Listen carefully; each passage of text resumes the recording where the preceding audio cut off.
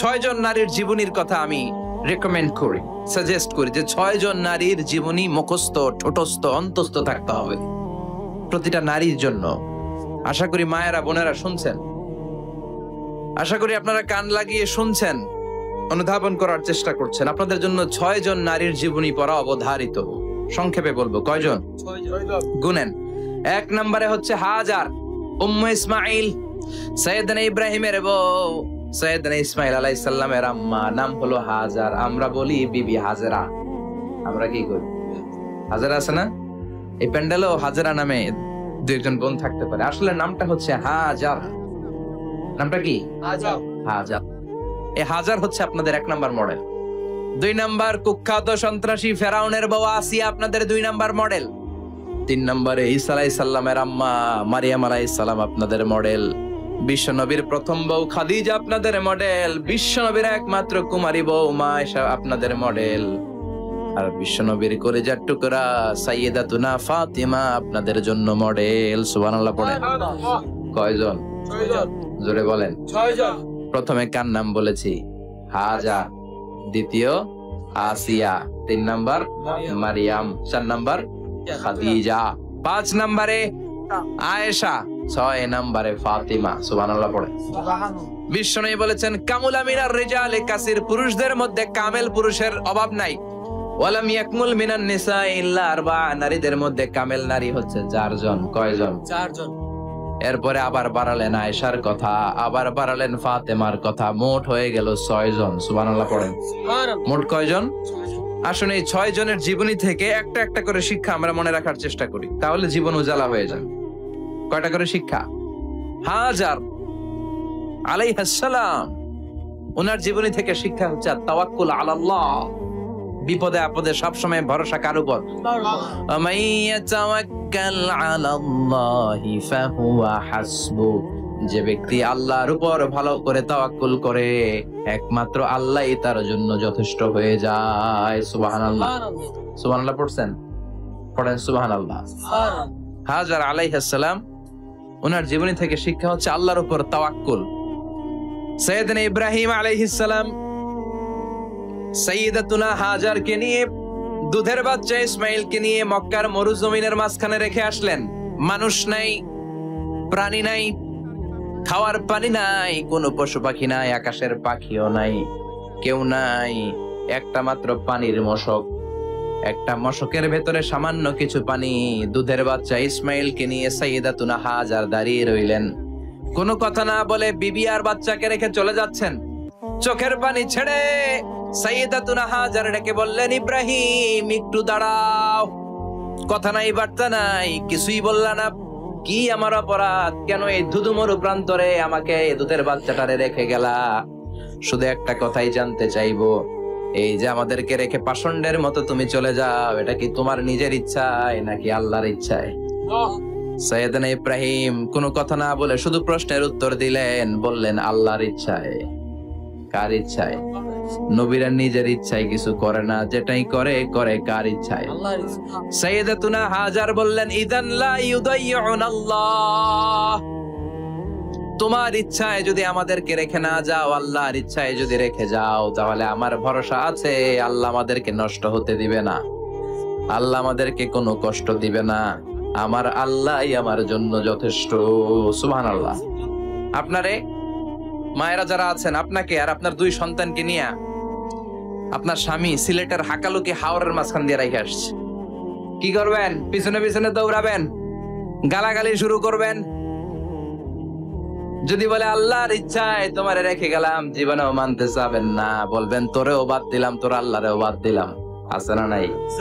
কিন্তু সাইয়্যিদাতুনা হাজার কেমন নারী ছিলেন, একটা টু শব্দ করেন নাই। শুনতেছেন? কেন ইমাজিন, কল্পনা করতে পারেন? ধুধুমরু প্রান্তর, খাওয়ার কিছু নাই, পান করার কিছু নাই, কথা বলার মতো একটা মানুষ নাই, রৌদ্রের তাপ মরুভূমির বালুর উপরে এমন ভাবে পড়ে। সৌদি আরবের মরুভূমি যারা দেখেছেন, প্রচন্ড বালুর মধ্যে চাল রেখে দিলে চালগুলো মুড়ি হয়ে যায়।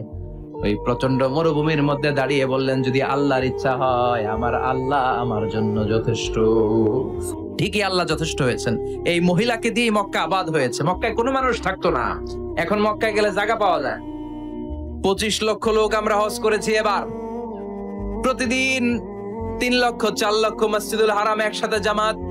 জুমার নামাজের দিন 5 লক্ষ 7 লক্ষ 10 লক্ষ হয়ে যায়। এতগুলো মানুষ আগে ছিল না। সব হলো সাইয়্যিদাতুনা হাজারের ইমানের ফসল। সুবহানাল্লাহ। এই নারী এখানে থাকলেন আল্লাহর উপর ভরসা করে, ইমানের পরীক্ষা দিতে লাগলেন। একদিনের ব্যবধানে খাওয়ার পানির মশকের পানি শেষ। ইসমাইল আলাইহিস সালামের পায়ের ধাক্কায় জমজমের পানি এলো। জুরহুম নামক একটা গোত্র যাচ্ছিল, তারা এসে ওনার হাতে মুরিদ হলো। সুবহানাল্লাহ। তারা এসে বলল, আমাদেরকে শুধু জমজমের পানি খেতে দেন, আপনি যা বলবেন সব আমরা মেনে নিলাম। শুরু হলো মক্কার আবাদ। হাজার হাজার মানুষ বাড়তে শুরু করলো। মক্কা শহরের এক্সপানশন হলো। গোটা বিশ্ব থেকে লক্ষ লক্ষ মানুষ এখন মক্কার দিকে ছুটে চিল্লায় বলেন ঠিক কিনা? এজন্য আমার মায়েরা অনেক লম্বা জীবনী। তার একটা ঘটনাই বললাম, সাইয়্যিদাতুনা হাজার, ওনার জীবনী থেকে আমার মায়েদের বোনেদের জন্য শিক্ষা। তাওয়াক্কুল আলাল্লাহ। বাঁচি আর মরি, সুস্থ থাকি আর অসুস্থ থাকি, বিপদে থাকি আর যেই কোনো সমস্যায় থাকি না কেন, ভরসা করতে হবে একজনের উপর। তিনি কে? আল্লাহর উপর যে ভরসার মতো ভরসা করতে জানে, আমার আল্লাহই তার জন্য যথেষ্ট। ঠিক কিনা? তাহলে হাজার থেকে আমার বোনদের জন্য শিক্ষা হচ্ছে, তাওয়াক্কুল করব আমরা কার উপরে? ভরসা রাখবো কার উপর? সবসময় আত-তাওয়াক্কুল আলাল্লাহ, আল্লাহর উপর ভরসা করতে হবে আমার মায়েরা, আমার বোনেরা। 2 নম্বরে বলেছি কার কথা? আসিয়া রাদিয়াল্লাহু তাআলা আনহা আলাইহাস সালাম, ফেরাউনের স্ত্রী। এই মহিলা অনেক দামি মহিলা, মুসা আলাইহিস সালামের পালক মা। সুবহানাল্লাহ পড়েন। নিজের সন্তান ছিল না, সাইয়েদনা মুসা আলাইহিস সালামকে লালন পালন করেছেন। গোপনে গোপনে মুসা আলাইহিস সালামের উপর ঈমান এনেছেন। গোপনে গোপনে রাত্রিবেলা তাহাজ্জুদ পড়ে চোখের পানি ছেড়ে চাইতেন কার কাছে? ফেরাউনের বউ আর ফেরাউনের ফিনান্স মিনিস্টার, অর্থমন্ত্রীর বউ, 2 জন লুকিয়ে কালিমা পড়ে মুসলমান। ফেরাউন কিছু জানে না। সুবহানাল্লাহ। কি আল্লাহর খেলা! ফেরাউন লক্ষ লক্ষ বনি ইসরাইলের ছোট্ট বাচ্চাকে জবাই করেছে একটা বাচ্চাকে ঠেকানোর জন্য। নাম কি? মুসা। আর ফেরাউনের ঘরে আল্লাহ মুসাকে বড় করলেন। তখন সুবহানাল্লাহ। লুকিয়ে লুকিয়ে ঈমান আনলো। ফেরাউনের বউ আসিয়া, অর্থমন্ত্রীর বউ, 2 জন মিলে ফেরাউনের কাছে ঘটনা পৌঁছে গেল, খবর পৌঁছে গেল। ফেরাউন ডেকে পাঠালো। দুধের বাচ্চাকে নিয়ে ফেরাউনের অর্থমন্ত্রীর বউ হাজির। কুখ্যাত সন্ত্রাসী ফেরাউনের নিজের বউ আসিয়াও হাজির। ফেরাউন বলে, এক আল্লাহর উপর কুফরির ঘোষণা দে, আল্লাহকে বলে যা, আমার পায়ের সামনে সেজদা দে, আমি মাফ করে দেব। আসিয়ার এক কথা, জীবন যাবে কিন্তু ঈমান যাবে। ফেরাউনের অর্থমন্ত্রীর স্ত্রীরও এক কথা, যে আল্লাহর কাছে আমরা মাথা নত করেছি, পৃথিবীর কোন শক্তির কাছে ওই মাথার নত হতে পারে না। ফেরাউন বলল, তাই নাকি? দেখি তোদের ঈমানের পাওয়ার কত বড়। অর্ডার করলো, বিশাল বড় পাতিল নিয়ে আসো, কড়াই নিয়ে আসো, কড়াই ভর্তি তেল গরম করতে শুরু করো। টকবক টকবক করে কড়াইয়ের মধ্যে গরম তেল। ফেরাউন বলে, ও অর্থমন্ত্রীর স্ত্রী, তোমারে অনেক ভালো জানতাম, এখনই আমার পায়ের সামনে সেজদায় লুটিয়ে পড়ো, আল্লাহরে ছাড়ো, আমি তোরে ছেড়ে দেব। অর্থমন্ত্রীর বউ বলে, এত সোজা না। সুবহানাল্লাহ বলে। কি ঈমান? ঈমানের পথে অবিচল থেকে আমার মরণ যেন হয়, তোমারই কাছে মিনতি আমার, তোমারই কাছে মিনতি আমার, মহামহিম দয়াময়, ঈমানের পথে অবিচল থেকে আমার মরণ যেন হয়। পড়ে না আমিন? আবার পড়ে না আমিন? এক কথা, আল্লাহর সামনে মাথা নত করেছি, কারো সামনে করব না। ফেরাউন অর্ডার দিল, এই মহিলার দুধের বাচ্চাটারে টান দিয়ে আন, টকবক তেলের মধ্যে, কড়াইয়ের মধ্যে গরম তেলের মধ্যে ছেড়ে দে। মায়ের চোখের সামনে দুধের বাচ্চাকে গরম তেলের মধ্যে ছাড়ে। হিসাবটা কি সহজ নাকি? কথা বলেন। চিৎকার দিয়ে মা কেঁদে ওঠে, ছেড়ে দাও। ফেরাউনের নির্দয় অন্তরে দয়া হয় না। দুধের বাচ্চাটারে তেলের মধ্যে ছেড়ে দেওয়ার পরে মুহূর্তের মধ্যে ছেলেটা রোস্ট হয়ে যায়। কিন্তু ছেলেটা হাত উঁচু করে ডেকে বলে, মা ভয় পেও না, তোমরা দেখো টকবগে কড়াইয়ের ভেতরে তেল, আসলে মা এটা আগুন না, এটা জান্নাতের বাগান। ও মা, ফেরাউনের দিকে তাকাস না রে মা, আমার মতো দৌড় দিয়ে তেলের মধ্যে ঝাঁপ দে। আল্লাহু আকবার। ফেরাউনের অর্থমন্ত্রীর বউয়ের ঈমান দ্বিগুণ হয়ে যায়, 3 গুণ হয়ে যায়। সে বলে, ফেরাউন গোটা পৃথিবীটারে এক পাশে করতে পারবি, কিন্তু আমার মাথাটা তোর পায়ের সামনে নোয়াতে পারবি? ফেরাউনের অর্থমন্ত্রীর ওই স্ত্রীকে বাচ্চার পরে ওই তেলের মধ্যে ঢেলে দেওয়া হলো। ওই মহিলাটাও রোস্ট হয়ে যায়। বাকি রইল ফেরাউনের বউ আসিয়া। কি নাম? আসিয়া কিন্তু দৃশ্যটা দেখেছে, চাক্ষুষ মৃত্যু দেখেছে দুইজনের। ফেরাউন বলে, আসিয়া কত অন্তরঙ্গ সম্পর্ক আমাদের, আজীবন কত ভালোবাসা ছিল, কত খুনসুটি ছিল, কিন্তু আমার পায়ের মধ্যে সেজদা দিয়ে প্রমাণ কর তুই আমারে ভালোবাসিস। আসিয়ারও একই কথা, জীবন দিব কিন্তু ঈমান দিব না। ফেরাউন বলল, তোকেও আমি ছাড়বো না, তোকে আমি উলঙ্গ করব। হাজার হাজার মানুষের সামনে আসিয়ার কাপড় টেনে নেওয়া হলো, তক্তার মধ্যে শুইয়ে তক্তার মধ্যে হাতে পায়ে পেরেক মারা হলো। হাতের এই পাশ দিয়ে পেরেক ঢুকে ওই পাশ দিয়ে বেরোয়, তক্তার এ পাশ দিয়ে ঢুকে ও পাশ দিয়ে বেরোয়, ফিনকি দিয়ে রক্ত বের করে। আসিয়া সহ্য করতে না পেরে ডেকে বলে, আল্লাহ, ফেরাউন থেকে তুমি আমারে বাঁচাও। এই দোয়াটা সূরাতুত তাহরিমে আল্লাহ সরাসরি কোট করেছেন, রব্বিবনিলি ইনদাকা বাইতান ফিল জান্নাহ। ও আল্লাহ মালিক, তোমার পাশে জান্নাতে একটা ঘর বানায়া দিও। এরকম একটা সঙ্গীত আছে না নাই? এই সঙ্গীতটা সরাসরি সূরাতুত তাহরিম আসিয়ার দোয়া থেকে কোট করা হয়েছে। পড়েন সুবহানাল্লাহ। মালিক তুমি জান্নাতে, তোমার পাশে আমায় একটি ঘর বানিয়ে দিও, একটি ঘর বানিয়ে দিও, সে বিভীষিকাময় মহাদিনে তোমার প্রতিবেশী করে নিও। মালিক তুমি জান্নাতে, তোমার পাশে আমায় একটি ঘর বানিয়ে দিও, একটি ঘর বানিয়ে দিও। আল্লাহু আকবার। সেই 5000 বছর আগের দোয়া আজও আমরা তাফসীর মাহফিলে গান বানিয়ে বলি। 5000 বছর আগের কথা আজও আমরা কোরআনের আয়াত হিসেবে পড়ি। আল্লাহু আকবার। কি মকবুল হয়েছেন মহিলাটা আল্লাহর দরবারে। আল্লাহরে বললেন, আল্লাহ, শুধু তোমার ইবাদতের কারণে আজকে আমার এমন দশা উলঙ্গ হওয়া লাগলো, আমার হাতে পায়ে পেরেক ঠোকা হলো। আল্লাহ, এখন গরম তেলের মধ্যে ছেড়ে দেয়া হবে, তুমি বাঁচাও। আল্লাহ বললেন, জিব্রাইল, আমার জান্নাতটারে আসিয়ার চোখের সামনে তুলে ধর।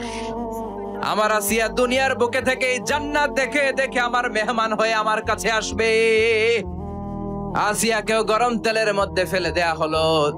দুনিয়ার বুকে থেকে জান্নাতের নমুনাটা দেখতে দেখতে সাইয়েদাতুনা আসিয়া আল্লাহর কাছে চলে গেলেন। পড়েন আল্লাহু আকবার। এজন্য ঈমানের পথে অবিচল থেকে আমার মরণ যেন হয়। পড়েন আমিন। তাহলে আসিয়ার জীবনী থেকে আমার মায়েদের জন্য শিক্ষা হলো, ঈমান ছাড়া যাবে না, বেঈমান হয়ে মরা যাবে না, মাজারে গিয়ে মুশরিকাদের কাতারে নাম তোলা যাবে। ওই মায়েরা ঈমান কেমন করে রক্ষা করবেন? ঈমান কত বড় দামি জিনিস। ঈমান একজন নারীর মর্যাদা আল্লাহর কাছে কত বাড়িয়ে তোলে। আসিয়ার জীবনে এই শিক্ষাটা আছে না নাই? কথা কম বোঝা যায়, বোঝা যায়। তাহলে প্রথমে জানলাম কার কথা? হাজারের কথা। হাজারার জীবনী থেকে শিক্ষা ছিল তাওয়াক্কুল করতে হবে একজনের উপর, তিনি কে? আল্লাহ। আসিয়ার জীবনী থেকে আমরা কি শিখলাম? ঈমান রক্ষা করতে হবে। জীবন যাবে, ঈমান যাবে, জীবন যাবে, ঈমান যাবে। 3 নম্বরে মারিয়াম আলাইহিস সালাম, আজীব একটা মহিলা, স্বামী ছাড়া তার পেটের ভেতরে সন্তান দিয়েছে কে? আল্লাহ। আবার উনার নামে কোরআনে একটা সূরা দিয়েছে কে? আল্লাহ। কি নাম? সূরাতু মারইয়াম। কাফ হা ইয়া আইন সাদ, যিকরু রাহমাতি রাব্বিকা আবদাহু যাকারিয়া। আল্লাহু আকবার। কি সুন্দর সূরা, কি অন্তমিল, কি চমৎকার ঘটনার বর্ণনা। উনার নামেও সূরা, উনার ফ্যামিলির নামেও সূরা। উনার আব্বার নাম ইমরান, মায়ের নাম হান্না বিনতে ফাখুজ। উনাদের ফ্যামিলিটা আল্লাহর কাছে এত প্রিয়, আল্লাহর একটা সূরা দিলেন ইমরানের পরিবারের সূরা। কোন? সুবহানাল্লাহ। কোরআনের 3 নাম্বার সূরা, সূরাতু আলে ইমরান। কি নাম? সূরাতুল। আবার কোরআনে আল্লাহ ওনাকে বলেছেন সিদ্দিকা, মানে সত্যবাদী নারী। আবার আল্লাহ বলেছেন ওয়ালাইসা যাকারু কাল উনসা, এটা এমন মেয়ে কোন পুরুষ এই মেয়ের মতো হতে পারে? ওনার মা হান্না বললেন, আল্লাহ আমার পেটে ছেলে না মেয়ে আমি জানি না, যখন মারিয়াম পেটে, আল্লাহ ছেলে হোক মেয়ে হোক বাইতুল মুকাদ্দাসের খাদেম হিসেবে তুমি কবুল করে নাও। আমার পেটে যা আছে তোমার জন্য মানত করে দিলাম। কিন্তু ভূমিষ্ঠ করার পরে দেখে মাইয়া, ভূমিষ্ঠ করার পরে দেখে কি? মেয়ে। ভাবছিল ছেলে, ছেলে হইলে খাদেম হবে, এখন মেয়ে।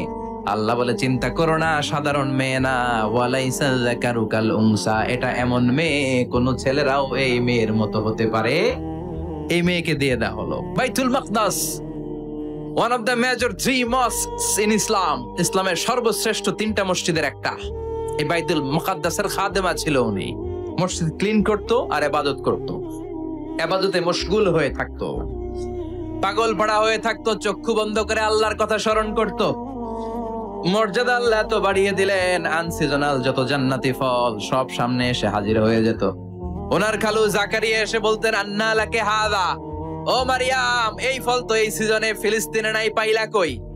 তিনি বলতেন, হুয়া মিন ইনদিল্লাহ, রব্বুল আলামিন জান্নাত থেকে ফলের ব্যবস্থা করেছে। কোরআন সাক্ষী, আন্না লাকে হাদা, কোত্থেকে এই ফ্রুট পাইলা? আনসিজনাল, এটা তো এখানে নাই। উনি বললেন, হুয়া মিন ইনদিল্লাহ, ইন্নাল্লাহা ইয়ারযুকু মান ইয়াশাউ বিগাইরি হিসাব, আল্লাহ এরকম যারে চায় বিগাইরি হিসাব রিজিক দিয়ে থাকে। সুবহানাল্লাহ বলেন।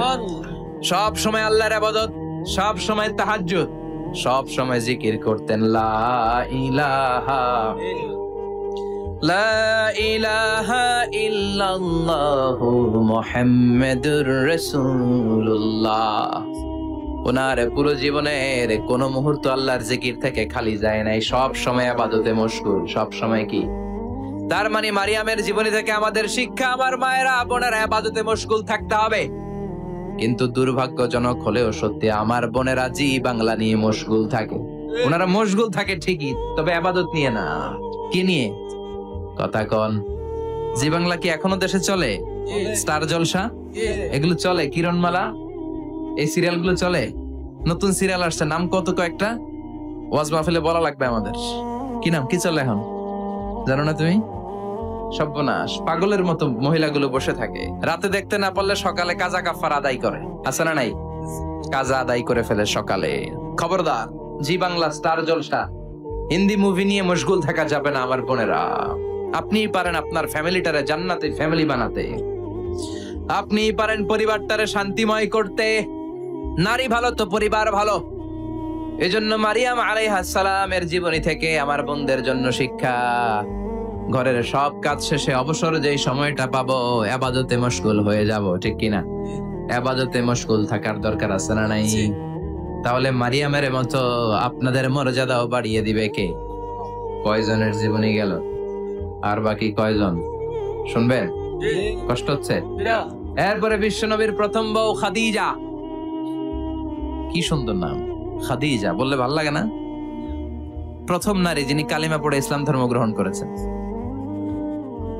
আমাদের আম্মা জান।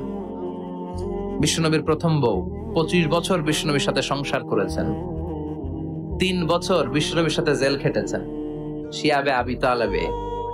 কেমন বউ? জামাইও জেলখানায়, বউ জেলখানায়।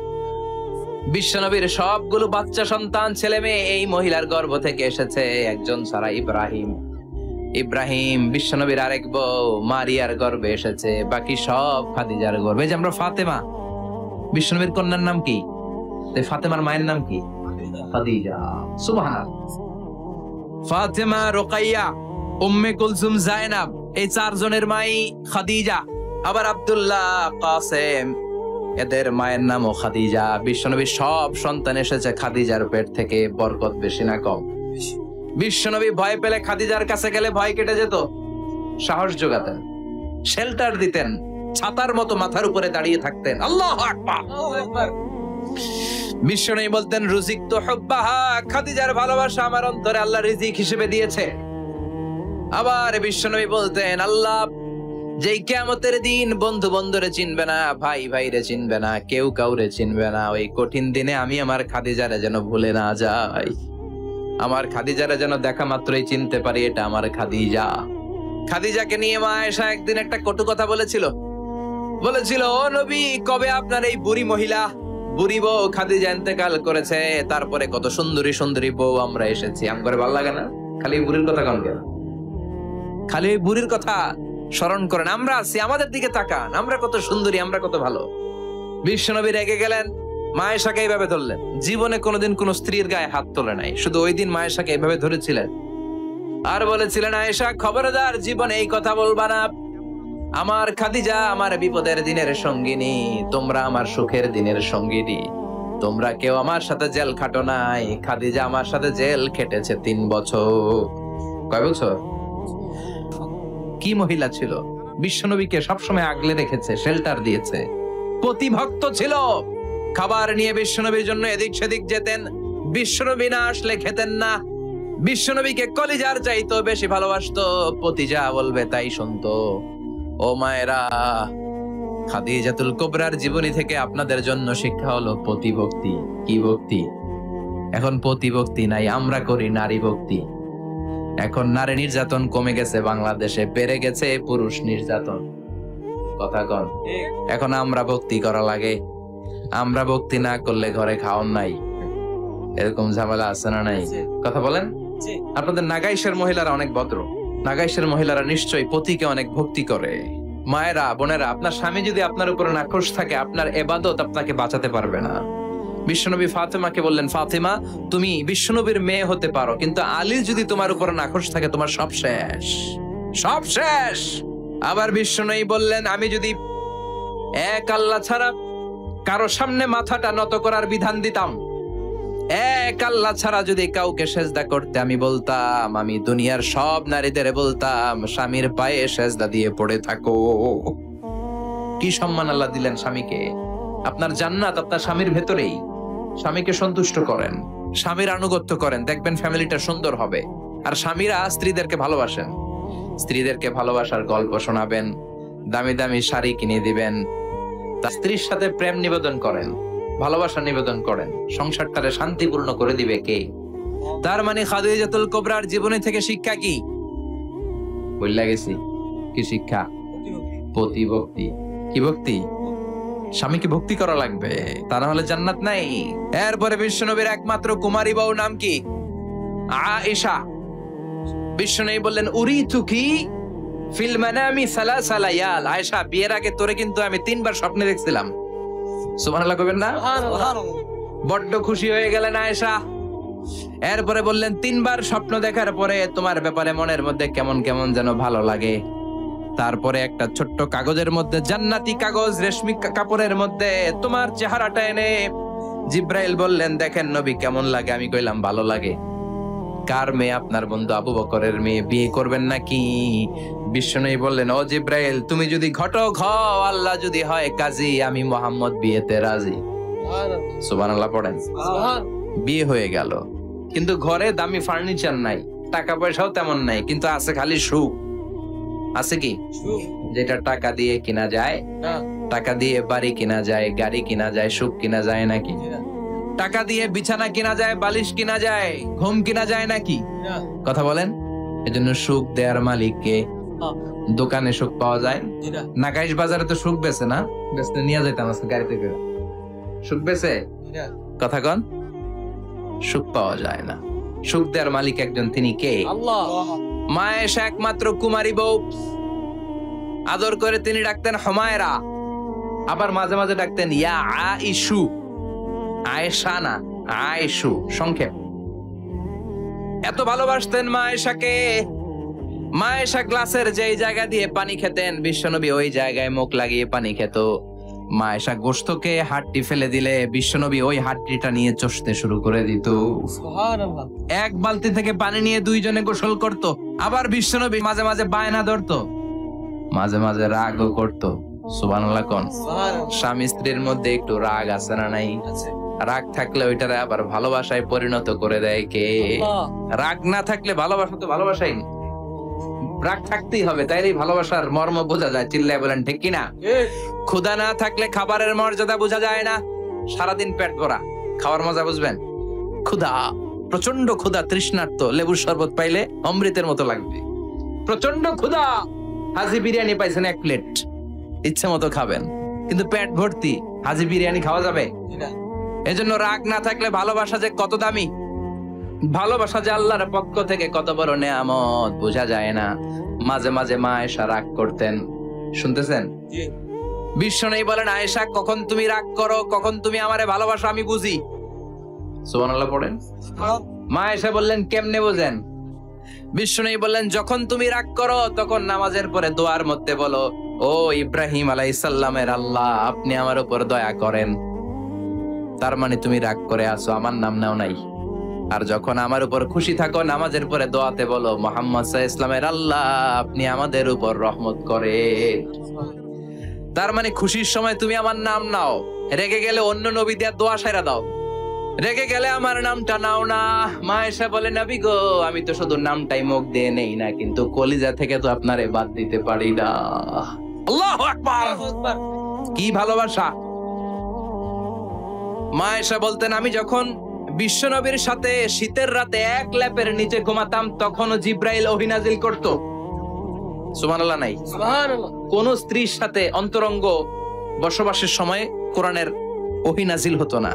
একমাত্র মা আয়েশার সাথে যখন এক বিছানার এক লেপের নিচে দুইজন শুয়ে আছে, কোরআনের আয়াত নাজিল করছে কে? আবার মা আয়েশা বলছেন, আমার কারণে ও মুসলিম উম্মাহ তোমরা তায়াম্মুমের বিধান পেয়েছো, ফাতায়াম্মামু সাঈদান তাইয়্যিবা। মা আয়েশা একটা যুদ্ধে গিয়েছিলেন, যুদ্ধ থেকে ফেরার পথে মা আয়েশার গলার লকেট নাই। মাঝে মাঝে হয় না, মহিলা গলার লকেট পায় না, পুরা বাড়ি আগুন করে ফেলাইছে, লকেট নাই, লয়ে গেল রে, নিয়ে গেল রে, হারাইলাম রে। মা আয়েশার লকেট নাই। লকেট হারানোর পরে মা আয়েশা কান্নাকাটি। বিশ্বনবী বললেন, থামো। অনেকক্ষণ থামার পরে লকেট খুঁজে পায় না, সবাই খোঁজাখুঁজি, লকেট কই, লকেট কই, লকেট খুঁজে পায় না। ওদিক দিয়ে মাগরিবের নামাজের সময়ও শেষ, নামাজের সময় শেষ। আর যেই জায়গায় লকেট খোঁজার জন্য থামা হয়েছে ওই জায়গায় আবার পানি নাই, পানি সামনে, পানির দিকেও যেতে পারে না, লকেটও খুঁজে পায় না, নামাজও পড়া যায় না। সব সাহাবীরা মিছিল শুরু করছে, আবু বকর রে ধর, ধর, ধর, আবু বকর রে ধর। আবু বকরের মেয়ের কারণে নামাজ আমাদের চলে যাচ্ছে। সাইয়েদনা আবু বকর ঘটনা বেসামাল দেখে আয়েশার কাছে গেল, যে দেখে বিশ্বনবী মা আয়েশার কোলের মধ্যে, ল্যাপের মধ্যে মাথা দিয়ে শুয়ে আছে। রাগের চোটে বুখারীর বর্ণনা, আঙ্গুল নিয়ে মা আয়েশার পেটের মধ্যে দিল এক খোঁচা।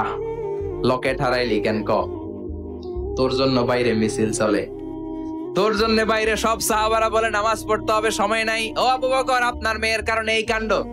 খাসরা মানে কুমর। আবু বকর মা আয়েশার খাসরাতে এত জোরে গুতা মেরেছেন, মা আয়েশা বললেন, এই গুতার কারণে আমি অনেক দূরে চলে যাওয়ার কথা ছিল ব্যথার চোটে, কিন্তু যাই নাই, কারণ কোলে কে? কোলের মধ্যে বিশ্বনবীর মাথা, নড়ে গেলে বিশ্বনবীর ঘুম ভেঙে যাবে, ব্যথাটা হজম করেছি, নড়ি নাই। আল্লাহ তখন আয়াত নাজিল করলেন, ফালাম তাজিদু মাআন ফাতায়াম্মামু সাঈদান তাইয়্যিবা। ও সাহাবারা, মিছিল বন্ধ করো। কোন নারীর বিরুদ্ধে মিছিল করো? এই নারীর সাথে তো বিয়ে আমি সরাসরি বিশ্বনবীর দিয়েছি। যাও, ওজুর জন্য টেনশনে ছিলা, টেনশনের দরকার নাই। আয়েশার কারণে আজকে নতুন করে একটা বিধান দিলাম, আজ থেকে যদি ওজুর পানি না পাওয়া যায়, বালুর মধ্যে 2 হাত বাড়ি মেরে তায়াম্মুম করো, নামাজ পড়ে নাও, কবুল করে নিবে কে? এই মা আয়েশার লকেট হারানোর কারণে তায়াম্মুমের বিধান নাজিল হয়েছে। কোন সুবহানাল্লাহ। মা আয়েশা বলতেন, আমার কোলে মাথা রেখে বিশ্বনবী শেষ নিঃশ্বাস ত্যাগ করেছে, আবার আমার ঘরের মধ্যেই বিশ্বনবীর কবর। সুবহানাল্লাহ। বিশ্বনবীর কবরটা কিন্তু মা আয়েশার ঘরের মধ্যে। এখনো বিশ্বনবীর কবর যেই জায়গায়, এই জায়গায় মা আয়েশার ঘর ছিল। সুবহানাল্লাহ। কোন 2210টি হাদিস বর্ণনা করেছেন। কত কথা কন? 2210টা। ফ্যামিলির হাদিস বর্ণনার জন্য মা আয়েশাকে আল্লাহ তাআলা বিশ্বনবীর ট্যাপ রেকর্ডার বানিয়ে পাঠিয়েছেন। যাই বিশ্বনবী বলতেন, ট্যাপ রেকর্ডের মতো রেকর্ড করে সব সাহাবীদের কাছে বর্ণনা করতেন। কত কবিতা উনি নিজে জানতেন, নিজেই জানে না। কত মাসালা যে জানতেন তার কোনো হিসাব নাই।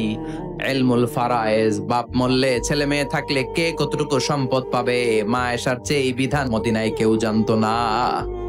বিশ্বনবীর ইন্তেকালের পরে সাহাবাদের মধ্যে কোনো মাসালা নিয়ে কনফিউশন হলে সব সাহাবারা আম্মা জান আয়েশার কাছে এসে সলিউশন নিয়ে যেতেন। সুবহানাল্লাহ কোন। বিশ্বনবী যা বলেছেন সব মুখস্থ রেখেছেন, সব জ্ঞানের কথা ছড়িয়ে দিয়েছেন, সব সময় পড়াশোনা করতেন। সুবহানাল্লাহ। তার মানে মা আয়েশার জীবনী থেকে আপনাদের জন্য শিক্ষা হচ্ছে জ্ঞানার্জন, জ্ঞানানুরাগী হতে হবে। কি হতে হবে? জ্ঞানানুরাগী। বুখারীর বঙ্গানুবাদ পাওয়া যায়, কোরআনের বঙ্গানুবাদ পাওয়া যায়, ইসলামিক অনেক ভালো ভালো রাইটারের বই পাওয়া যায়, ঠিক কিনা? এগুলো পড়ার দরকার আছে না নাই? অনেকে বলে হুজুর আমার ছেলেটা মোবাইল ছাড়া কিছু বোঝে না। কি কয়? মোবাইল ছাড়া কিছু বোঝে না। হুজুর মোবাইল দিলে ঠান্ডা, মোবাইল নিলে কান্দে, এরকম আছে না নাই? এর কারণ হাজবেন্ড ওয়াইফ দুইটার কাছে সব সময় মোবাইল। কথা কন। বাবার কাছেও মোবাইল, মায়ের কাছেও মোবাইল, তো ছেলে মোবাইলের জন্য কাঁদবে না তো কি করবে? বাবার হাতেও যদি বই থাকে, মায়ের হাতেও যদি বই থাকে, ছেলে মোবাইল চাবে নাকি? ছেলেও চাবে বই, ছেলে চাবে কি? কথা বুঝতে পেরেছেন? এই জন্য জ্ঞান অনুরাগী হতে হবে মা আয়েশার মতো। মা আয়েশা 2210টা হাদিস মুখস্থ করেছে, আপনি কয়টা করছেন? উনি পারলে আপনি পারবেন না কেন? মায়েরা শুনতেছেন তো? আশা করি আপনারা শুনতেছেন। তাহলে মা আয়েশার জীবনী থেকে আমরা শিক্ষা পেলাম জ্ঞান চর্চা করতে হবে। সর্বশেষ কোন নারী? কথা কন। ফাতিমা রাদিয়াল্লাহু তাআলা আনহা, বিশ্বনবীর কলিজার টুকরা। চাচাতো ভাই আলীর সাথে বিয়ে হলো। আলী যখন প্রস্তাব দিল ফাতেমার কাছে, যে বলে ও ফাতেমা রাজি আছো কিনা? চুপচাপ, কথা কয় না। বিশ্বনবী বুঝলেন রাজি, দুইজনকে বিয়ে পড়িয়ে দিলেন। বিয়ে পড়িয়ে দুইজনকে দাঁড় করিয়ে দিয়ে বিশ্বনবী ওযু করলেন। ওযু করার পরে সামান্য কিছু ওযুর পানি ছিল, আলীর মাথার মধ্যে ছিটিয়ে দিলেন, বরকতের পানি। সুবহানাল্লাহ কইবেন না? সুবহানাল্লাহ। ওযু করে সাইয়েদনা আলীর মাথার মধ্যে ছিটিয়ে দিলেন আর দোয়া করে দিলেন, বারাকাল্লাহু লাকুমা ওয়া বারাকা আলাইকুমা ওয়া জামাআ বাইনাকুমা ফি খাইর। আল্লাহ তোমাদের দুইজনকে বরকত দিয়ে দাম্পত্য জীবন শুরু করার তৌফিক দান করুক। আবার দোয়া করলেন, আল্লাহুম্মা বারিক লাহুমা ফি বিনাইহিমা, ওদের সম্পর্কে বরকত দেন। ওয়া নাসালিহিমা শিবলিহিমা, ওদের গর্ভে যে সন্তান আসবে এগুলোর শ্রেষ্ঠ সন্তান বানান। 1 বছরের ব্যবধানে ঘরটাকে আলোকিত করে প্রথম সন্তানের জন্ম হাসান। সুবহানাল্লাহ। হাসান রে বিশ্বনবী এত আদর করেছেন, বিশ্বনবীর কাছ থেকে এত আদর কেউ কোনোদিন পায় নাই। হাসান রে বিশ্বনবী ডাকতেন লুকা। বুখারীর বর্ণনা। শব্দটা কি? লুকা মানে পিচ্ছি। ছোট বাচ্চাদেরকে আপনারা কি কন? আরে পিচ্ছি তো আমি কইছি, আপনারা কি কন? নাগাইছি কি বলেন? বাচ্চা বলেন, বাবু বলেন, আর কিছু কি বলেন? আর আর কিছু নাই।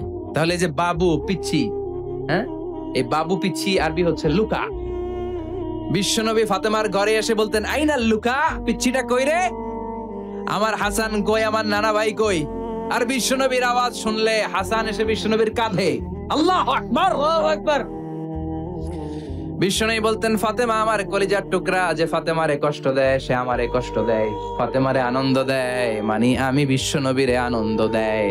এই ফাতেমা সব সময় পর্দায় থাকতেন, দিনের বেলা বেরোতেন না, সারা দিনে টয়লেট করতেন একবার, সেটাও করতেন রাত্রে, যাতে দিনের বেলা কেউ তারে না দেখে। কি ব্যালেন্স লাইফ, কি ব্যালেন্স লাইফ! রাতে একবার টয়লেটে যাওয়া মানে কি সারাদিন খাওয়া দাওয়া এরকম ব্যালেন্স করে করতেন।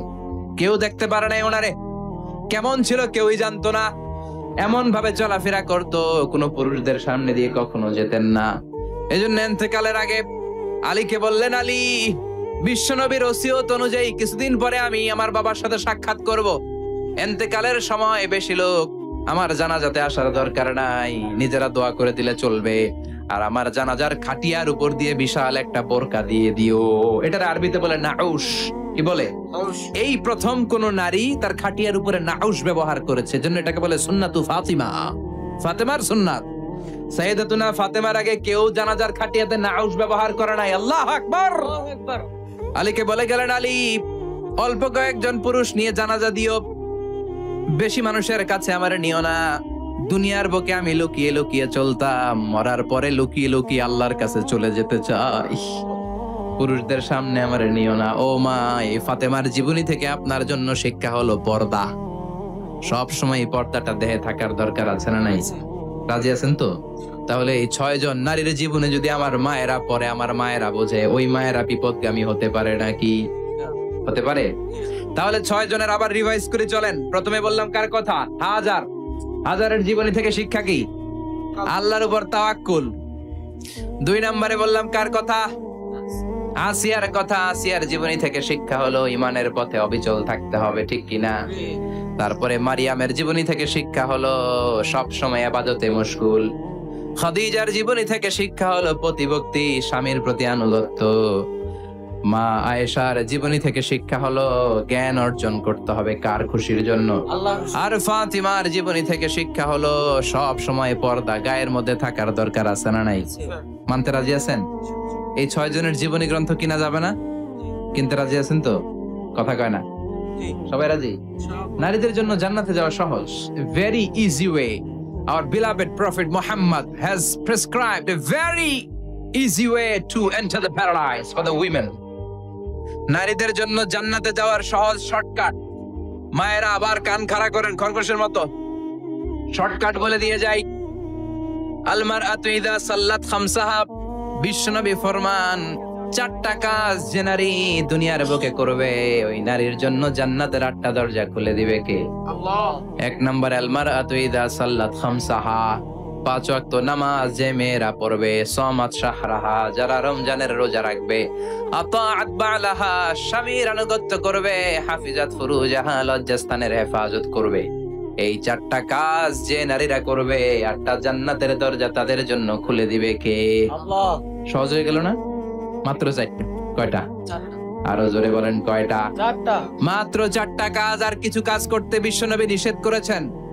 জামার উপর দিয়ে পারফিউম মেখে যেতে নিষেধ করেছেন মুহাম্মদ সাল্লাল্লাহু। আইয়ুমা ইমরাআতিন ইস্তাআতারাত, যেই মহিলারা পারফিউম মেখে বের হলো পুরুষদের দৃষ্টি আকর্ষণের জন্য, কিয়ামতের দিন জিনাকারিনীদের কাতারে ওদেরকে দাঁড় করাবে কে? অনেক মহিলারা আছে ঝাঁঝালো পারফিউম দেয়, আছে না? টেম্পুর মধ্যে বসাই যায় না, না? সিএনজিতে বসছেন, এদিকে বসছে খালাম্মায়। হায় হায়। মায়েরা খেয়াল করে শুনেন, আপনাদের ড্রেস কেমন হবে? নাম্বার 1, আপনার পুরো দেহটা ঢাকা থাকতে হবে। যে ড্রেস পরবেন you should cover your whole body. শুধু হাতের এই 2 কবজি আর চেহারা খোলা রাখতে পারবেন, তবে চেহারা ঢেকে রাখা উত্তম। একজন মহিলা বোরকা পরছে কিন্তু চেহারা খোলা, তার হেজাব হয় নাই, পর্দা হয় না, এটা বলা যাবে।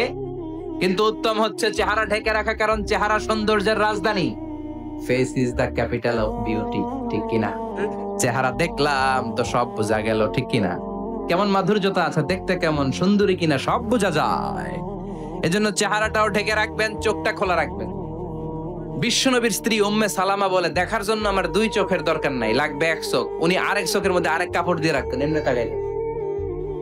সাহাবারা বলতেন উনারে দেখলে আমরা দিতাম দৌড়, ভয় লাগতো। চোখ একটা দেখা যায় আর একটা খোলা, ওনারা দেখে আমরা এদিক সেদিক পালিয়ে যেতাম। আবার অনেক মহিলারা পা ঢাকে না, পা কিন্তু পর্দার অন্তর্ভুক্ত। সব সময় মেয়েরা পা মোজা পরে বেরোতে হবে, পা দেখানো যাবে না। হাদিসে এসেছে শুধু হাত এতটুকু, পা কিন্তু পর্দার অন্তর্ভুক্ত। উম্মে সালামা বললেন, ইয়া রাসূলুল্লাহ, আমরা তো হাঁটতে গেলে অনেক সময় পা দেখা যায়। বিষ্ণু বললেন, তাই?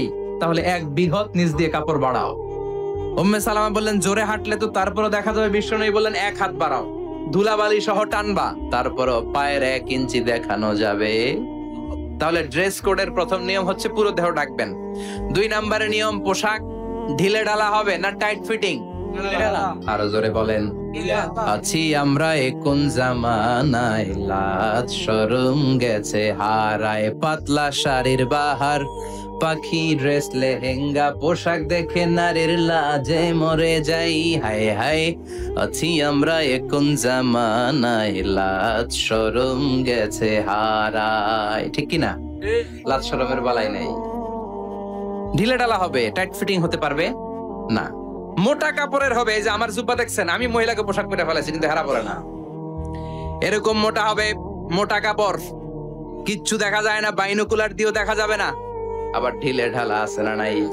আমরা পুরুষরা যে এটা পরি, এটা দিয়ে 3 মহিলার কাপড় হয়, ঠিক কিনা? কাপড় পরতে চায় না তারা, ওদের পোশাক আমরা নিয়ে নিচ্ছি। তার মানে ঢিলে ঢালা হবে, মোটা কাপড়ের হবে, টাইট ফিটিং হতে পারবে, আবার পুরুষদের পোশাক হতে পারবে। এই 4টা নিয়ম মেনে যে যেই ধরনের পোশাক পরেন, চাদর পরেন সমস্যা নাই, শাড়ি পরেন সমস্যা নাই, ব্লাউজ পরলে ফুল হাতা পরবেন সমস্যা নাই, মেক্সি পরলেও সমস্যা নাই, বোরকা পরলেও সমস্যা নাই, কিন্তু পোশাকটা শালীন পোশাক হতে হবে। কি পোশাক? সবাই বলেন শালীন পোশাক। পুরুষদের পোশাক পরা যাবে, কারণ বিশ্বনবী লানত করেছেন ওই নারীদেরকে যেই নারীরা পুরুষদের মতো সাজতে চায়। এরকম আছে না নাই? দেখলে বোঝা যায় না কোনটা ছেলে কোনটা মেয়ে, আছে না নাই? ইসলাম যে মর্যাদা আপনাদেরকে দিয়েছে আর কেউ দিয়েছে নাকি?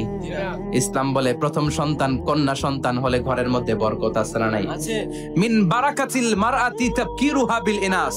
একটা মেয়ের মধ্যে বরকত বেশি না কম কেমনে বুঝবেন? তার প্রথম সন্তান যদি মেয়ে হয় তাহলে বুঝবেন এই মেয়েটা বরকতওয়ালা মেয়ে। এই মেয়ে আপনার জীবনে অনেক কিছু নিয়ে আসবে।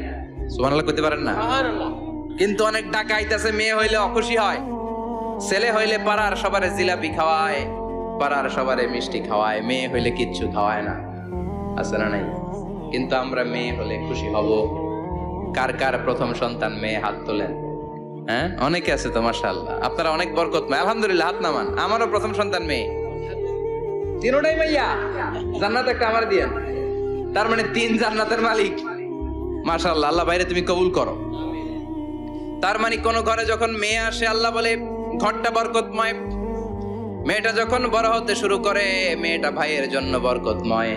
মেয়ে যখন বিয়ের উপযুক্ত হয় বাবার জন্য বরকতময়। 2 মেয়ে মানে বাবার 2 জান্নাত, 3 মেয়ে মানে 3 জান্নাত। সুবহানাল্লাহ। আবার যখন স্বামীর কাছে যায় ইসলাম বলে ওই স্বামী আল্লাহর কাছে সেরা, যেই স্বামী বউয়ের কাছে সেরা। বউ যদি আপনারে ভালো বলে আপনি আল্লাহর কাছে ভালো, বউ যদি খারাপ বলে আপনি আল্লাহর কাছে খারাপ। তার মানে ব্যালেন্স করেছে ইসলাম। স্বামীরও আনুগত্য করতে বলেছে, আবার স্বামীকেও বলেছে স্ত্রীকে ভালোবাসতে, ঠিক কিনা? কথা বলেন। এবার আরেকজনের স্ত্রী, ইসলাম বলে তোমার হাত যদি বউয়ের হাতের সাথে মিলাও 2 হাতের সগীরা গুনাহ মাফ করে কে? স্ত্রীর দিকে যখন তাকাও তোমার চোখের সগীরা গুনাহ মাফ করে কে?